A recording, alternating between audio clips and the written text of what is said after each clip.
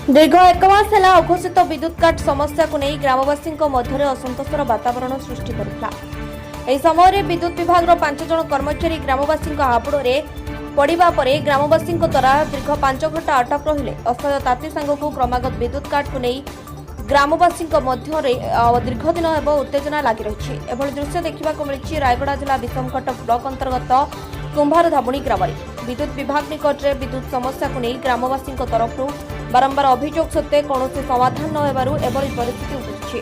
गुरुवार मध्याह्न समय विद्युत विभाग कर्मचारी रघु कुशलिया, रिंकू पंडा, चैतन्य मांडिका, तपन बेहरा और कैलाश मिलित भाव में विद्युत मरामती कार्य कुंभार धामणी ग्राम को जाते से समय उत्त्यक्त ग्रामवासी हाबुड़े पड़ा पर ग्रामवासी अटक रखिते।